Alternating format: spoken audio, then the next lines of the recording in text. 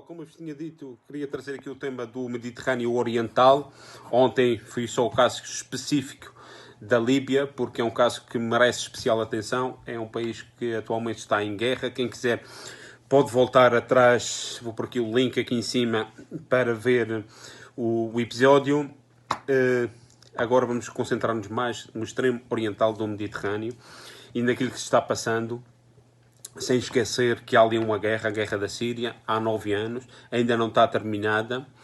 E depois temos a situação no Líbano, que também falei aqui ainda há dias, que é social e politicamente agora está numa situação bastante caótica, por dizer pelo menos, e Israel e a Palestina, que é sempre um caso muito complicado. Portanto, isto é uma zona extremamente explosiva e veio agora, desde há uns anos para cá, trouxe o factor energético como uma peça mais a baralhar a equação, porque aqui estamos assistindo a novos paradigmas, novas alianças e de interesses que escapam-nos à lógica normal das alianças do século XX, portanto, do século XXI, que é aquilo que já diziam que ia ser o século do gás, tendo sido o século XX o século do petróleo.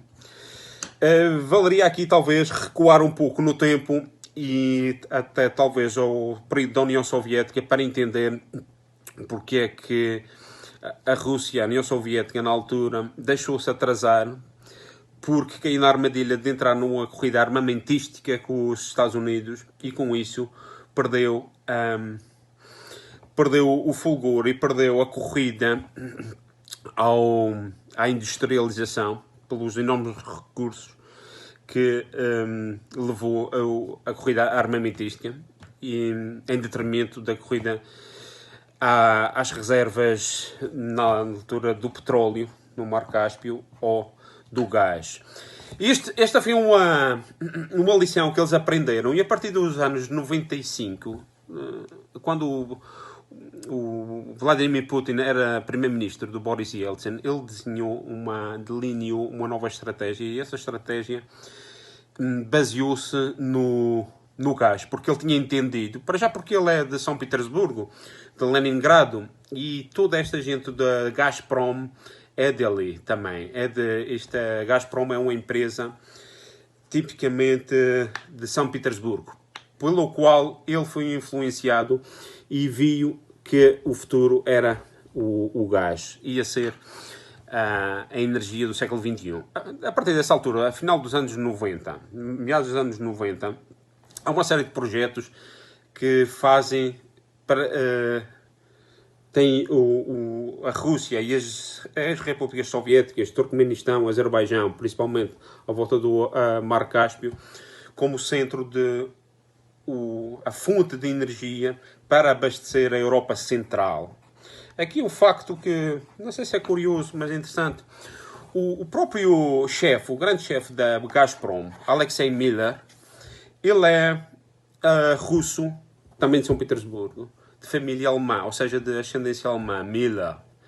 E daí há uma conexão entre a Rússia e a Alemanha e o gás e a Gazprom, e depois mais tarde com o governo do Gerhard Schröder, e todo este pacto para trazer energia russa para o centro da Europa através da Alemanha, pela Gazprom, e aquela que seria depois a sucursal alemã Gazprom Germania. A estes passos dos russos, os turcos também começam a entrar no negócio do gás, com as suas alianças e com a sua relação de proximidade, não só geográfica como também cultural e histórica, com a Geórgia, com o Azerbaijão, com o Turcomenistão, fazendo canais de abastecimento próprios. E temos aqui o South Caucasus Pipeline, o SCP, o TANAP, Trans-Caspian Pipeline, e o TAP, Trans-Adriatic, que são tudo o mesmo canal, que traz desde Turcomenistão, Azerbaijão, Geórgia, Turquia, até a Itália. E estes são os grandes canais. Estes são os grandes canais que fornecem energia ao centro da Europa. E depois, em 2010, já mais recentemente,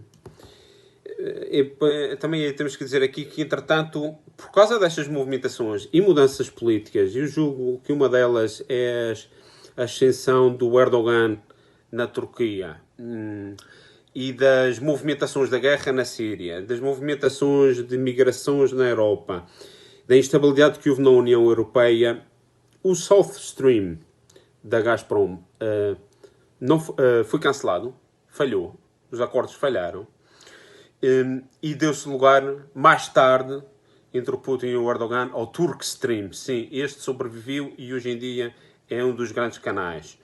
Ao mesmo tempo que o Nabucco, que era o projeto dos americanos e era o projeto que a União Europeia também estava estava interessada, falhou. Que deu lugar depois ao TAP, já sem a presença americana ou da União Europeia, que é o Transadriático. O Transadriático é a fase final deste grande, que é o TANAP, depois TAP, já entre a Turquia e a Itália. Portanto, aqui há uma grande oferta, não é? Uma oferta e uma grande demanda, uma grande procura de energia e uma grande oferta. E estamos aqui em 2019, 2020, numa situação em que, será que é preciso mais canais? Será que há mercado para todos? E há, em 2019, dois acontecimentos interessantes e importantes aqui nesta região. Que é com esses acordos entre a Turquia e a Líbia para as zonas exclusivas marítimas e o acordo o Fórum do Gás do Mediterrâneo Oriental, cujo o acordo são 7 signatários, e isto é interessante porque traz para um mesmo acordo países e entidades que nem sempre seriam de esperar. Fórum Mediterrâneo do Gás Oriental, Fórum do Gás, com sede no Cairo, Chipre, Grécia, Israel, Itália, Jordânia, Palestina e Egito, ou seja, a Palestina, a Autoridade Palestiniana. À qual falta, obviamente, a Síria e o Líbano, que são deixados de lado, e a Turquia. Mas a Turquia, aqui não sei em quem acreditar, porque a Turquia diz que não foi convidada, mas o Fórum diz que convidou e eles não quiseram. A Turquia, o que é verdade é que tem os seus próprios projetos, e o que a Turquia diz é que porque que estes, e agora referindo-se mais concretamente a Israel, Grécia e Chipre, que este ano de 2020 então fizeram um acordo de 6 mil a 7 mil milhões de dólares para começar a fazer extração da bacia de Leviatão e da Afrodite no Egito, no Chipre e na Israel. Porquê é que vocês querem fazer isso? Vocês vão ficar a perder, isso é muito caro, vocês vão precisar de pipelines, vocês vão ter que passar nas nossas águas, isso vai ser muito caro. Nós temos a infraestrutura, vocês podem usar os nossos gasodutos, vocês pagam X e ficam a ganhar e nós ficamos a ganhar. E aqui não houve entendimento porque estão enfrentadas as partes, principalmente a Grécia e a Turquia, por vários motivos que já vos vou enumerar, e também entre Israel e a Turquia, por causa da Palestina e outros casos, e principalmente entre o Chipre e a Turquia, por causa da ocupação do norte do Chipre, pela tal República Turca do norte do Chipre, que é só reconhecida por Ankara. Portanto, com esta nova aliança surgida do Fórum do Gás e desta nova jazigas de Israel, Chipre e Grécia, nós temos um novo ator, uma nova aliança que entra neste mercado, que não sabemos se há espaço para todos e até que ponto é que vai chegar. O problema aqui é que isto abre uma série de problemas do ponto de vista legal do direito do mar.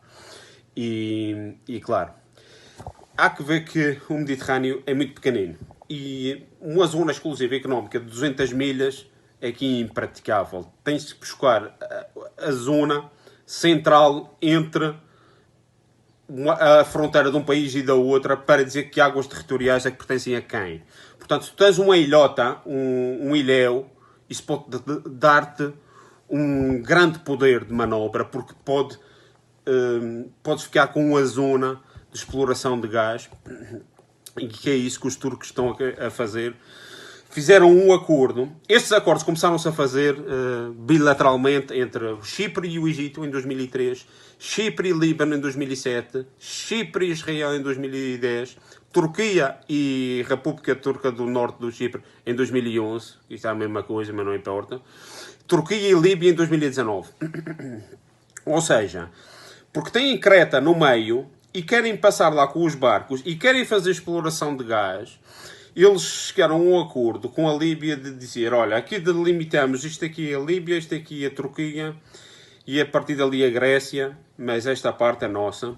Isto é muito contestável, estas fronteiras marítimas são muito contestáveis, portanto, cada um tem de haver, do seu ponto de vista, da sua perspectiva, que mais favoreça.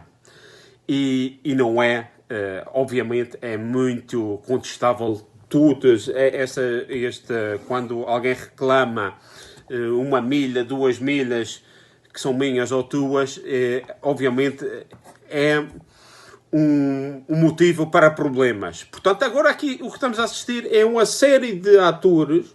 Turquia, sem dúvida, porque a Turquia é o país mais extenso da região, ou seja, com maior extensão de costeira, é o que mais energia consome, é o que tem as maiores forças armadas, é o que tem as maiores população, e então temos aqui um ator agora de peso a querer entrar no equilíbrio de poderes e ser uma potência maior na região, no Mediterrâneo Oriental.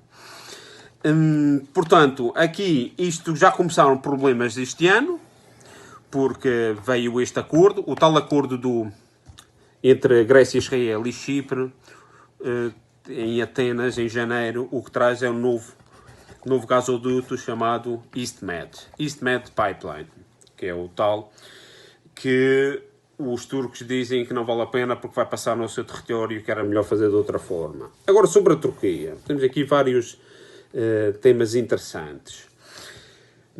Desde que o Erdogan chegou ao poder, há uma crescente industrialização, o país continua a crescer, mas há um envolvimento também na sua zona da esfera de influência, já seja no Cáucaso, no Mar Cáspio, mas também na Síria. E isto torna a zona toda muito explosiva, porque ainda ontem os turcos entraram no Iraque para ir combater o PKK dos curdos.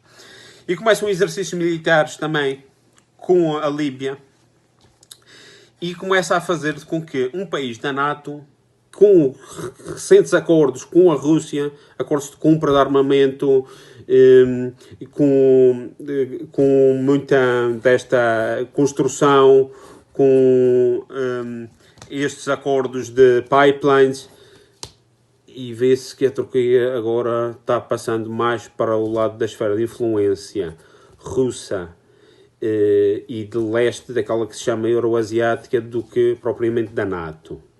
Portanto, a Turquia aqui há que ser tida em consideração, porque oferece os maiores canais de energia para a Europa atualmente e tem uma presença militar em toda a zona. A própria França ontem já veio dizer que está muito preocupada com com a atitude da Turquia em relação à violação das armas, do embargo de armas da ONU, porque dizem que a semana passada, no dia 10, vou pôr aqui um vídeo que tem legendas em português, de uma pequena frota turca levou armas para a Líbia, foi parada por umas lanchas e um helicóptero gregos, mas depois ameaçaram com as fragatas e a coisa ficou por ali, mas escalou, ou seja, 2 países da NATO ali a se chocarem em territórios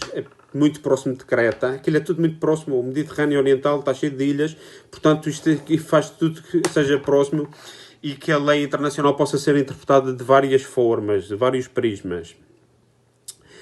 E eu vou pôr esta informação aqui e vou voltar amanhã ou depois com mais informação, que ainda tenho aqui mais umas coisas para falar sobre tudo isto, esta complexo cenário do Mediterrâneo Oriental. Isto já vai longo, portanto vamos fazer mais um programa sobre isto. Fique aqui à vossa espera.